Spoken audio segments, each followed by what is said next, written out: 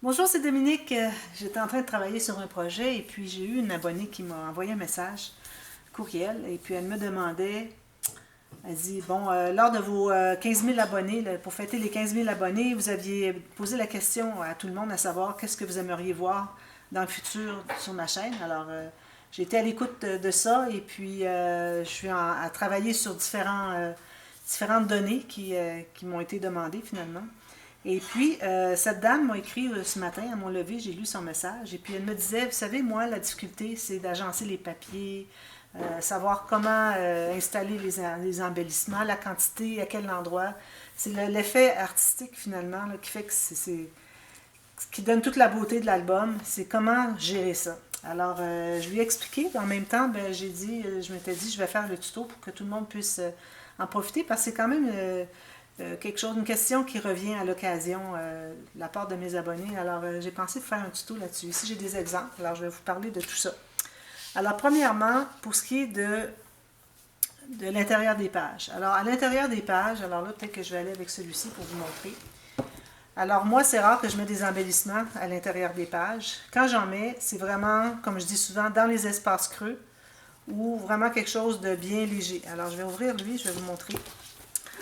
Alors, vous savez que les pages, moi j'aime bien quand les pages sont toutes bien droites, surtout les folios. Les folios quand tout est bien calculé. Alors, il faut faire attention pour ne pas ajouter rien d'épaisseur parce que si vous avez des pages qui sont minces, éventuellement les pages viennent qu'à courber à cause qu'il y a quelque chose de gros d'un côté. Alors, la page va faire ça. Alors, je l'ai vu déjà. Moi, j'ai fait déjà un album pour moi, puis c'est ce qui est arrivé. Alors, je sais que ça peut être un problème. Puis, je le vois à l'occasion aussi sur YouTube. Alors, des gens qui ont des albums à montrer, puis les pages sont déjà pas droites, puis elles viennent juste de le terminer. Alors, il faut penser à long terme aussi, qu'est-ce que ça va faire. Alors, souvent, ça peut déformer les pages. Alors, moi, à l'occasion, je vais mettre des embellissements dans les pages, mais comme je dis, dans des espaces creux. Comme ici, on a une épaisseur. Alors, on pourrait aller ici pour mettre quelque chose d'un peu plus épais, peut-être une fleur, mais attention, jamais trop épais, mais quelque chose qui va équivaloir à l'épaisseur qu'on a de disponible dans les espaces plus hauts. Alors, je vais vous donner un autre exemple. Ici, alors moi, je mets des perles souvent. Ça ne prend pas trop d'épaisseur. C'est rare que je mette des embellissements dans les pages. Alors, j'ai mis des stickers. Ici, regardez, j'ai mis des petites boucles. Ça arrive, vous avez ici, vous voyez, ici, on a un espace creux. Alors, c'est pas juste sur la page en tant que telle, mais sur la page qui est adjacente. Il faut penser aussi. Alors, moi, mes fleurs, mes perles, ici, ça arrive dans l'espace creux ici. Alors, ça, c'est pas un problème. Même chose ici, on arrive, vous avez un espace creux ici. Alors, tout ça se contient bien ensemble. Il n'y a pas de danger que la page vienne qu'à déformer. Puis, j'utilise souvent aussi des petits strass, c'est-à-dire des stickers de la collection. Alors, souvent, je trouve que ça fait des beaux embellissements. Alors, ici, j'ai pas mis, regardez, j'ai mis des petites fleurs ici derrière. Ici, il manque une petite perle. Des petites fleurs parce que c'est vraiment très petit, très plat. Alors là, ça ne dérange pas parce qu'on a quand même l'espace entre les deux pages, ce qui nous donne la marge de manœuvre. Alors regardez, moi, quand je fais ça ici, j'ai tout ça là. Alors j'aurais pu mettre des fleurs plus grosses, mais là, il n'était pas question parce que je me trouve avoir un arbre ici. Alors il faut être, en même temps, il faut aller avec comment je dirais ça, avec la possibilité qu'on a. Alors, je ne ferais pas mettre une grosse fleur parce qu'à côté d'un arbre, la fleur paraîtrait disproportionnée. C'est ça que je voulais chercher le mot. Alors, ici, il faut faire attention pour mettre quelque chose qui est petit. Alors, ça équivaut à des grosses fleurs vu qu'on a un arbre qui est là à côté. Mais en fait, ce ne sont que des petites. Ici, encore des petites fleurs. Ça, c'est étonnant. Ils perdent tout le temps. Si je vais ajouter des petites perles ici. Ici, j'ai des perles. Le petit fanion, ça, c'est des choses bien intéressantes aussi. Puis, je vais vous montrer autre chose aussi, après. Alors ici, encore des perles. Ici, j'aurais pu aller avec beaucoup plus épais comme embellissement parce que j'ai toute cette épaisseur ici. Mais bon, je suis restée avec les stickers puis les mêmes embellissements. Alors, je ne voulais pas arriver avec quelque chose de nouveau qui n'a pas rapport avec le reste. Aussi, comme vous voyez, alors moi, vous savez, je fais beaucoup d'incrustations. Alors, comme exemple ici. Alors, j'ai une carte ici. Ça, faudrait que je le colle. Je ne colle pas, je ne sais pas pourquoi. Je vais mettre une petite goutte de colle pendant que je vous parle. Alors ici, moi, j'ai mis une carte. Alors, je commence souvent avec une carte et un papier uni qui s'agence bien toujours. Alors, c'était bien important de bien agencer les couleurs. Et puis ensuite, avec les incrustations, là, je vais ajouter une petite touche. Alors, des petits motifs comme ça. Ici, on a des gros motifs en bas, donc je vais aller avec des petits partout. Ici, il est un peu moyen, je dirais. Ceux-ci sont petits. Mais bon, ça va parce que c'est pas trop gros pour dire que ça va enlever le point focal sur les fleurs, même si elles sont derrière. On les voit quand même, on sait qu'elles sont là. Alors ça, c'est un exemple. Aussi, ici,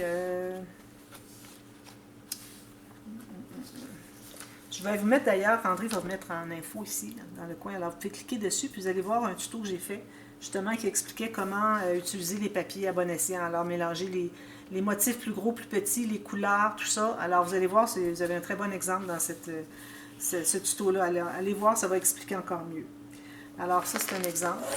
Alors, j'ai pris des notes ici pour rien oublier. Alors, c'est pas mal ça que j'avais à dire pour ce qui est de l'intérieur des albums. Alors, moi, je m'en tiens vraiment toujours au minimum. Alors, les stickers de la collection, des strass ou des perles, à l'occasion des petites fleurs vraiment pas trop épaisses. Et puis, actuellement, c'est pas mal ça que je fais, moi, dans mon cas. Alors, ensuite, pour ce qui est des couvertures. Alors, les couvertures, ici, j'ai plusieurs exemples. Alors, premièrement, vous pouvez choisir le papier que vous aimez. Et puis, ensuite, si vous n'avez pas de motif, exemple comme lui ici, on se trouve d'avoir un motif sur le papier. Alors là, il faut faire attention, il faut garder le motif, il faut garder le point focal, alors l'œil attiré vers l'oiseau. C'est ça qui est le plus important. Alors, il ne faut pas aller trop fort avec les embellissements pour ne pas le perdre au travers de tout ça. Alors moi, je fais souvent des bouquets. Alors, je fais souvent des bouquets à gauche. Je trouve que c'est moins accrochant qu'à droite, ici, quand on manipule l'album. Je trouve que c'est plus protégé ici. Alors, souvent, ce que je vais choisir comme papier design, s'il y a un motif que j'aime beaucoup, surtout avec un personnage ou bon, un élément déco important qui est plus gros que le reste. Alors, j'aime bien qu'il soit un petit peu plus à droite pour que je puisse avoir un espace ici pour faire mon bouquet. Et puis, sinon, s'il est à gauche, je pourrais toujours faire un bouquet de l'autre côté, mais comme je vous dis, moi, je préfère toujours faire mon bouquet à gauche. Souvent, sous le bouquet, ce que je vais faire, c'est que je vais mettre un morceau de jute. Ici, je n'en ai pas mis parce que ce soit du jute, soit de la gaze. Okay? Ici, est-ce que j'en ai mis? Non, je n'ai pas mis. J'en mets quand même, c'est souvent, mais là, je n'ai pas d'exemple. Ici, regardez, j'ai de la gaze. Ici, j'ai de la gaze. Alors, j'aime ça faire ça parce que je la colle avec ma colle à tissu, qui ça colle très bien.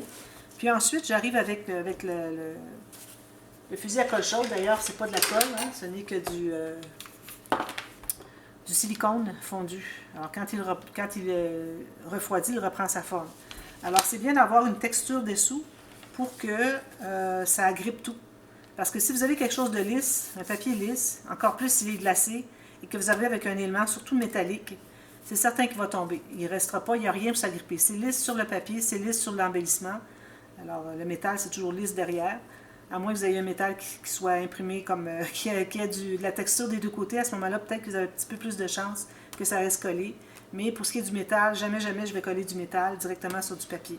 Alors, c'est pour ça que j'aime mettre derrière mes bouquets soit du jute ou de la gaze. Ici, dans ce cas-ci, j'avais du jute sur la tranche.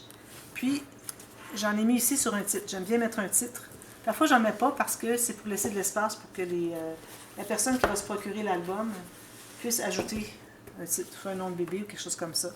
Mais ici, bon, j'ai mis celui-ci. Alors, je l'ai surmonté de cartonnette pour lui donner un effet 3D. J'aime bien ajouter un effet 3D. Et j'ai de la gaze ici, donc je ne vais pas en ajouter ici. Ni de la gaze, ni de... Pas de la gaze, je veux dire du jute. Alors, j'ai du jute. J'en ajouterai pas ici. Je ne mettrai pas de gaz non plus parce que je trouve que ça ferait trop. C'est trop de texture, trop de fibres. Alors ici, je suis allée avec de la colle à tissu et à papier parce que j'ai des fleurs en papier. Et puis, j'ai collé avec ça plutôt que lui pour ne pas risquer que ça tombe.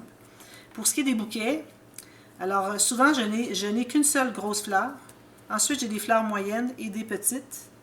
Puis une tige, soit une tige comme ceci, soit des perles comme ceci, sur tige. Vous voyez, petites perles comme ça. Ou des feuilles comme ça. Ou des tiges qui imitent les brindilles. Alors ça, j'en mets aussi souvent. Ici, je ne l'ai pas mis parce que je voulais insister sur le turquoise. Alors, je n'irai pas avec deux sortes différentes. À moins d'avoir quelque chose de très fin, comme les petites perles ici, peut-être. J'irai avec ça. Et puis, une ou deux petites tiges de brindilles. Si ça se mêle bien avec... Là, ici, ça ne se mêlerait pas bien. Alors, on n'a pas de feuilles. On ne peut pas mettre des brindilles non plus. Alors, on s'en tient vraiment à des éléments roses et des fleurs, etc. Bébé. Alors, ici, le point focal est sur l'oiseau. J'ai un titre que j'ai quand même surmonté sur cartonnette pour lui donner un peu d'impact, pour faire du volume. J'ai mon bouquet ici en bas. J'ai fait comme un cadrage ici. Alors, vous pouvez faire cadrage, comme je fais aussi à l'occasion. Ici, regardez. Petit cadrage ici avec des strass ou des petites perles. Puis je mets un plus gros élément au centre ici. Quand même qu'il est petit, je veux dire, il est plus gros que le reste. Puis ici, comme vous voyez, je n'ai rien. Je n'ai rien ajouté ici parce que j'aurais caché le dessin. Alors, c'est pas nécessaire d'ajouter un bouquet toujours, là. Alors, moi, j'ai rien ajouté ici. J'ai plutôt insisté sur l'espace vide qu'il y avait ici en haut. J'ai fait des fanions. Alors, un au fond qui est plat et les autres sont surmontés avec de la cartonnette que j'ai collé. J'ai collé le petit fanion. Ça, je les ai fait moi-même. C'est très facile de faire des fanions. Hein. Un rectangle, on coupe une pointe avec, pourvu que ce soit égal l'angle des deux côtés. Et puis, je pourrais ajouter des petites traces ici, mais j'ai déjà ici, alors je ne voudrais pas ajouter trop. Je pourrais toujours ajouter des stickers, mais dans la collection, ça ne se prête pas vraiment de mettre du brillant. À moins d'en mettre peut-être sur les étoiles, parce que des étoiles, c'est brillant en soi. Alors peut-être j'en ajouterai ici aussi, mais pas sur les personnages. Alors ça ne se prête pas à ça du tout. S'il y avait eu des robes de fillettes, de princesses, peut-être on aurait pu en mettre. Mais ici, ce sont toutes des choses qui sont mates, on ne peut pas aller ajouter par-dessus. Si j'avais eu des petits pompons, de la même couleur, j'aurais pu en ajouter 2 ou 3 peut-être, 1 ou 2. Alors on aurait eu l'effet 3D, mais là, bon, j'ai pas de pompons. Alors ça, c'est un exemple. Ensuite, si vous n'avez pas d'éléments dans le papier design, comme ceci, une vedette, comme ici on a une vedette, ok. Ici aussi, on a une vedette. Je l'ai fait en shaker, celui-là. Celui-ci est juste une plaque, même pas une plaque, c'est juste surmonté de cartonnette. Ici, vous savez que celui-là, il est quand même la vedette avec lui, c'est tous ensemble. Alors, on n'ajoute rien d'autre. Pas question d'ajouter autre chose de gros qui va chercher la vedette. Ici, alors ici, je me suis permis un bouquet parce qu'on avait un bouquet. J'ai essayé de faire les feuilles et les fleurs à peu près la même chose que le bouquet, mais je l'ai fait petit parce que c'est lui la vedette. Alors, il faut aller petit. J'ai mis des feuilles, j'ai mis des petits aimants métalliques, des petits strass, tout ça, avec la gaze derrière pour que ça colle tout bien.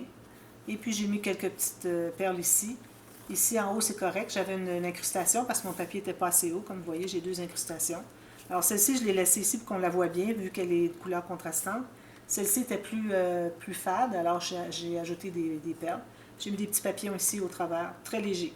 Pas question de mettre 4 fleurs comme ceci. Alors ça, moi, je vous le recommande fortement de ne pas faire juste mettre 4 fleurs les 4 coins.